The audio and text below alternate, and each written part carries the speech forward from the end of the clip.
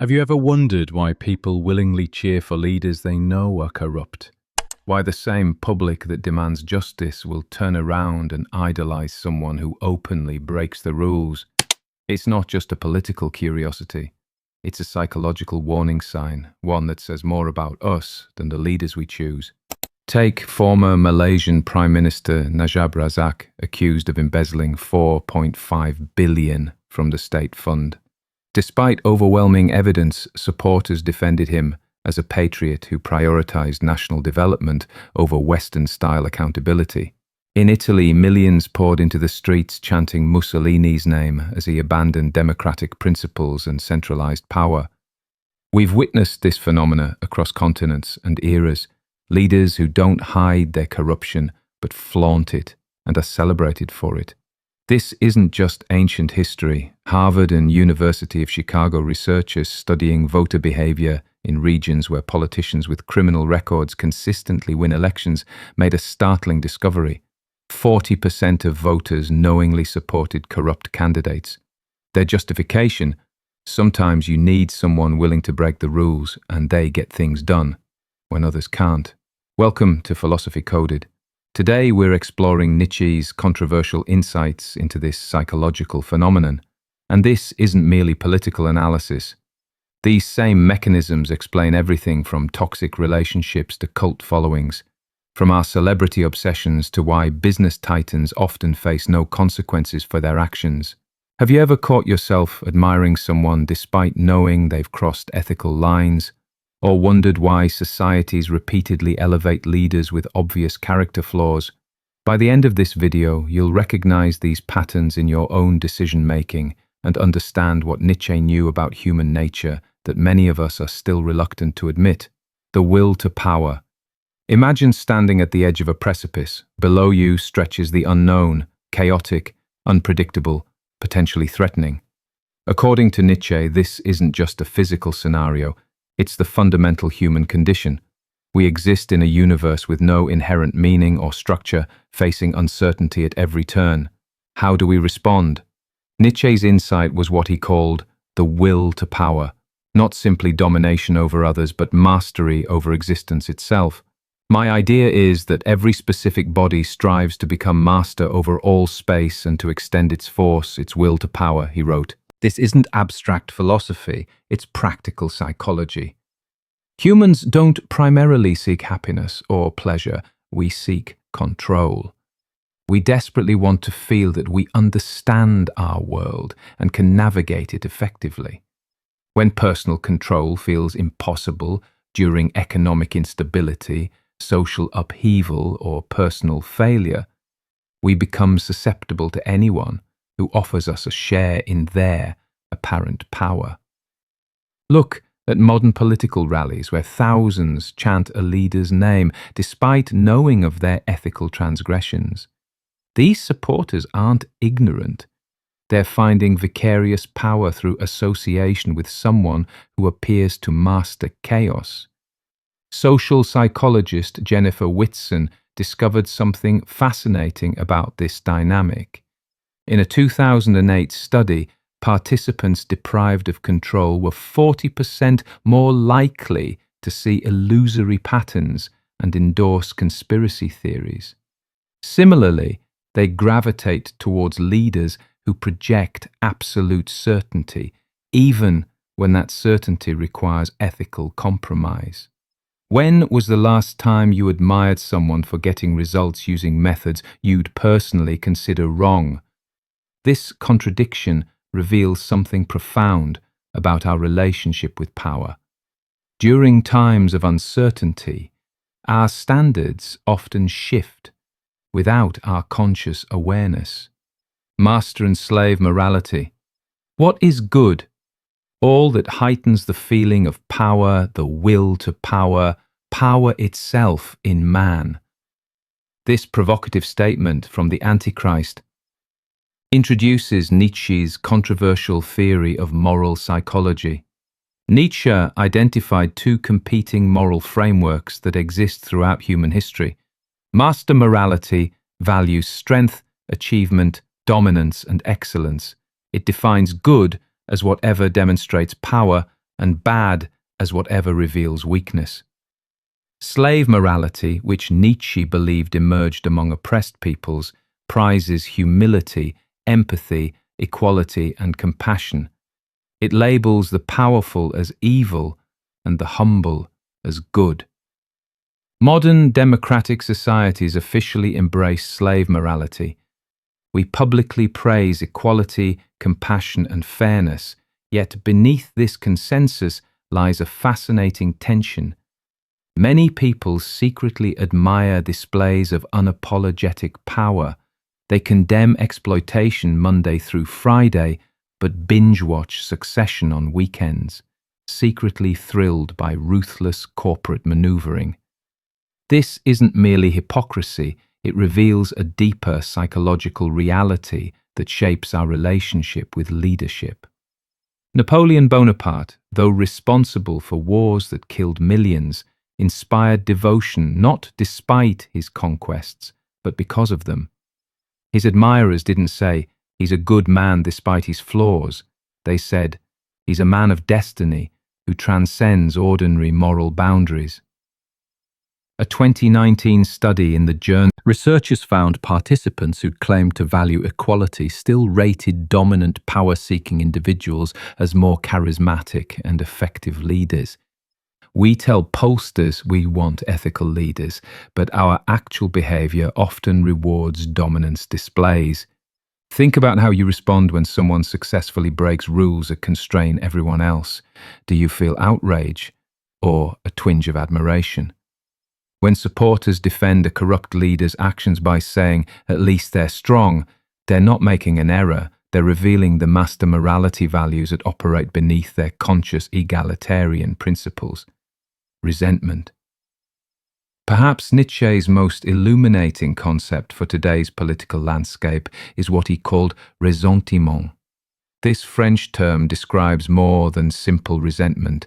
It's a festering psychological condition born from perceived powerlessness, suppressed vengeance, and redirected rage. Man would rather will nothingness than not will at all, Nietzsche wrote. In simpler terms, humans would prefer destructive action over feeling completely powerless to affect their world. This explains why people sometimes support leaders who tear down institutions rather than feeling they have no influence at all. Imagine a community devastated by factory closures and economic decline. For years, residents watched their town deteriorate while feeling ignored by mainstream institutions. Then, a charismatic figure arrives who does something no one else has done, acknowledges their suffering, and promises retribution against those responsible. Even if this figure engages in corrupt practices themselves, they often gain fervent support. Why? Because addressing corruption takes a back seat to the psychological relief of having one's pain recognized and avenged.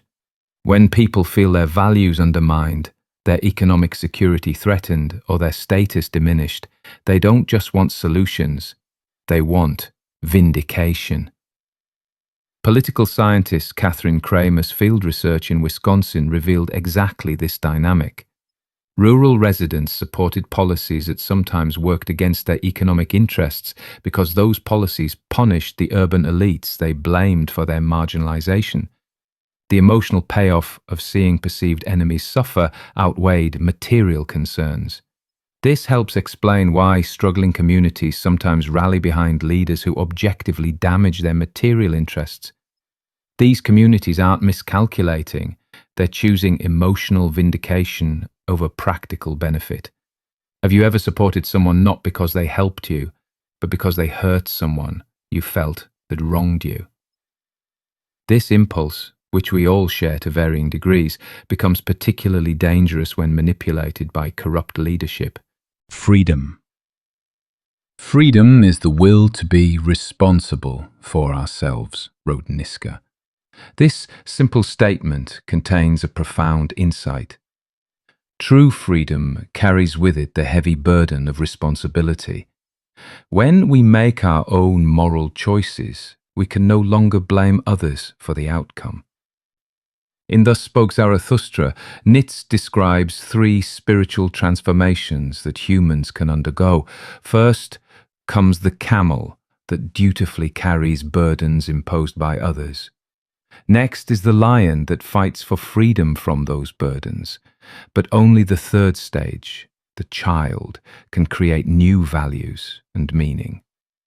Most people, Nietzsche observed, remain camels throughout their lives, preferring the weight of external authority to the terrifying freedom of creating their own meaning. Psychologist Erich Fromm later expanded on this insight in his book Escape from Freedom, arguing that the anxiety of moral responsibility drives people toward authoritarian systems that relieve them of decision-making burdens. Think about facing a complex ethical dilemma with no clear right answer. Which feels more comfortable, making the decision yourself and bearing all responsibility for the consequences, or having a strong authority figure simply tell you what to do? For most of us, the latter provides profound relief. This psychological mechanism helps explain why corrupt but decisive leaders often gain support during times of complexity and uncertainty. When a charismatic figure confidently proclaims, "I alone can fix it," or "the solution is simple," they're offering liberation from the existential burden of figuring it out ourselves. During Germany's chaotic Weimar period, many citizens embraced leadership that offered clear narratives and decisions, despite mounting evidence of corruption. The psychological relief of not having to navigate moral complexity themselves outweighed concerns about integrity. Ask yourself, when was the last time you deferred a difficult moral choice to an authority figure?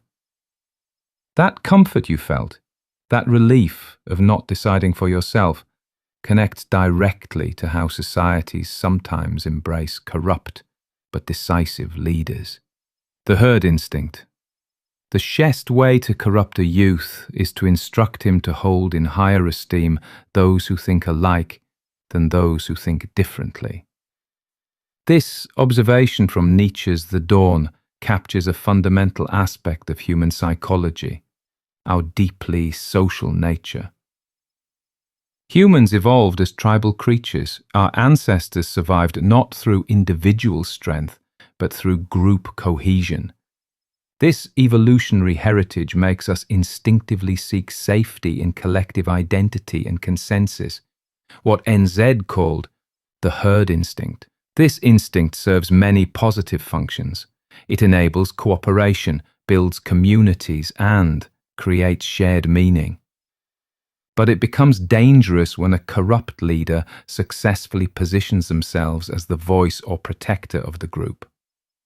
When this happens, our instinct for conformity can override our individual moral judgment. The psychological cost of standing apart from our social group often feels greater than the cost of compromising our ethics. We see this dynamic clearly in how whistleblowers are treated, even when they expose clear wrongdoing. Consider the Enron scandal. When Sharon Watkins warned CEO Kenneth Lay about accounting irregularities, she was marginalized and faced career threats despite being proven right. Our social programming runs so deep that we often punish those who challenge group cohesion, even when they're objectively right. The power of this herd instinct intensifies when corrupt leaders deliberately stoke tribal identity by framing criticism as an attack on the group rather than on their actions. They transform accountability into betrayal. The social cost of breaking from the group becomes so high that social psychologist Jonathan Haidt observed this dynamic in his research. When sacred values are threatened, we become intuitive theologians rather than intuitive scientists, defending our group's beliefs regardless of evidence. Where in your life have you felt pressure to support something you privately question, simply to maintain group belonging? This tension between our social nature and our individual moral compass shapes our relationship with all forms of leadership. God is dead. God is dead, proclaimed Nietzsche's madman in The Gay Science. With this famous declaration, he wasn't simply making a statement about religious skepticism, but announcing a profound psychological crisis. Without divine authority, who or what provides meaning and moral guidance? Despite the decline of traditional religion in many societies, Nietzsche observed that our psychological need for something to worship remains unchanged. In Thus Spoke Zarathustra, he offered a warning that resonates today. Beware that a statue does not crush you. We can see this hero worship impulse in how we discuss certain leaders and innovators in our culture. She's playing 4D chess. He sees around corners. They're 10 steps ahead of everyone else. These aren't descriptions of capable humans. They're modern myth-making. A corrupt leader who understands this psychology doesn't present themselves as merely competent. They cultivate an aura of exceptionalism and destiny. Their corruption becomes reframed not as a character flaw, but as evidence of their extraordinary nature. Normal rules don't apply to great men and women. History is made by those willing to break conventions. Take Vladimir Putin. Despite widespread reports of corruption and vast personal wealth, many of his supporters reframe these as signs of strength and necessity for Russia's resurgence. His lavish lifestyle is not seen as mere greed, but as a symbol of national pride. By linking personal power to patriotic narratives, Putin turns what might otherwise be condemned into something some Russians defend as part of their national identity. The cultivation of a cult of personality isn't just vanity, it's strategic psychology. When we elevate leaders to heroic or even quasi-religious status, we become invested in defending their mythic image rather than evaluating their actual behavior. Psychologist Dan McAdams discovered something remarkable in his research. Supporters of controversial leaders often integrate their personal identity with narratives about the leader's greatness. Abandoning the leader would require reconstructing their own identity, making criticism feel like self-betrayal. Do you have heroes whose flaws you find yourself defending or minimizing? Our need for idealized figures is deeply human, but it's also a vulnerability that corrupt leaders readily exploit. Human archetypes. In Thus Spoke Zarathustra, Unze introduces two opposing human archetypes that illuminate our relationship with leadership. The Übermensch, often translated as Superman or Overman, and the Last Man. The Übermensch represents Nietzsche's ideal, someone who creates their own values, embraces life's challenges, and takes full responsibility for their choices. The Last Man, by contrast, seeks only comfort, security, and the absence of difficulty. They have left the regions where it was hard to live, for one needs warmth, Unze writes. One still loves one's neighbor and rubs against him, for one needs warmth. This vivid description helps explain another paradox of leadership. We often support leaders who promise to protect us from life's hardships and complexities. This is particularly dangerous when distinguishing between populist leaders addressing genuine grievances and corrupt leaders exploiting them. The FIFA corruption scandal provides a perfect example. Many football fans knew FIFA officials were corrupt, but supported them anyway, because they delivered what fans wanted: exciting tournaments and national pride, without demanding difficult changes to the sport's economics or governance. Imagine two political speeches. One says, "The challenges we face are complex and will require difficult choices and sacrifices from all of us." The other proclaims, "The problems are simple. I alone can fix them without any sacrifice from you." Which consistently wins elections across cultures? and time periods. The evidence is clear. Political scientists studying voter behavior have found something revealing. During periods of economic or social stress, voters consistently gravitate toward leaders who offer simple solutions and scapegoats, rather than those acknowledging complexity. Even when they recognize the simple solutions are unlikely to work, the psychological comfort outweighs practical considerations. What comforts do you seek from leadership? What complexities are you tempted to avoid? In recognizing our own desire for simple answers, we begin to understand our vulnerability to those who would exploit this desire. The psychological patterns we've explored aren't inevitable. Some societies have recognized these vulnerabilities and developed effective immunities against corrupt leadership. Consider post-apartheid South Africa under Nelson Mandela.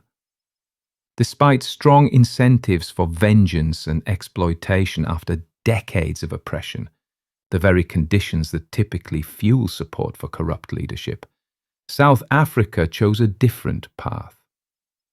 Mandela's Truth and Reconciliation Commission channeled resentment toward healing rather than retribution. By acknowledging people's pain while rejecting vengeance as a solution, South Africa created a model for transcending the psychology that typically enables corruption. Iceland's response to the 2008 financial crisis offers another example. When corrupt bankers and politicians threatened their economy, citizens launched the kitchenware revolution, surrounding parliament with ordinary people banging kitchen implements.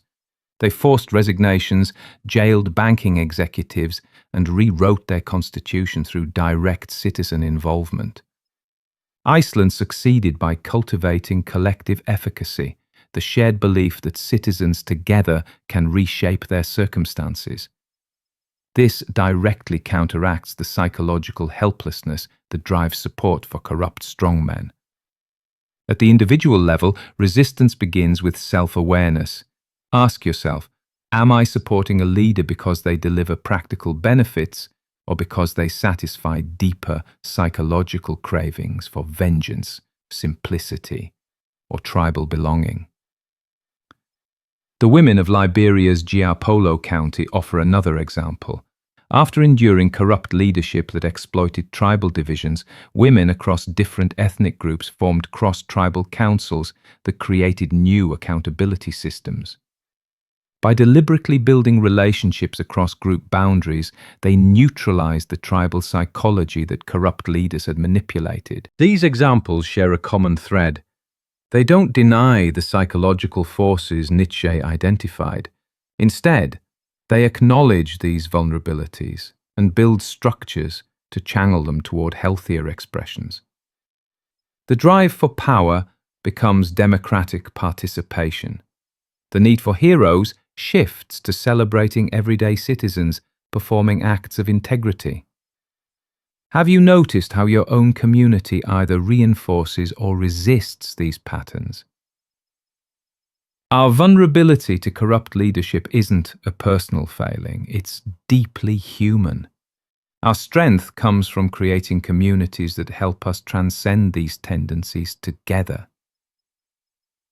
Becoming who you are, Nietzsche didn't just expose our psychological vulnerabilities. He offered a way to rise above them. Become who you are, he wrote, urging us to develop ourselves authentically rather than be shaped by the will of others.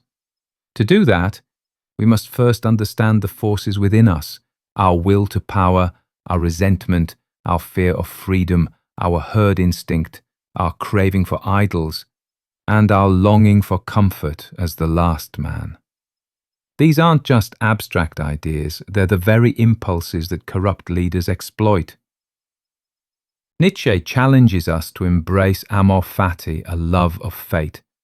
Instead of seeking leaders who promise to rescue us from hardship, he calls on us to confront life's difficulties directly and to create our own values, not borrow them from authority. But this path demands honesty. Why do we support the leaders we do? Is it because of reasoned judgment, or because they satisfy deeper emotional needs for strength, for simplicity, for belonging, or even revenge? These are not easy questions. They threaten our self-image as rational and independent, but Nietzsche believed we could face them and transform, not by denying our instincts, but by understanding and integrating them. That's how we evolve. Man is something that shall be overcome, he wrote, and maybe, just maybe, understanding why we worship corrupt leaders is the first step in that overcoming. If this exploration sparked something in you, don't keep it to yourself. Share it with someone whose mind you respect. The conversations that follow might help us all become more conscious about who we follow and why. And before you go, tell me, which of these psychological forces do you see most clearly in yourself or society? Leave a comment. Let's continue this conversation. Not just to understand the world, but to change how we live in it. Until next time, remember, the most dangerous power we can give any leader is the power to remain unquestioned.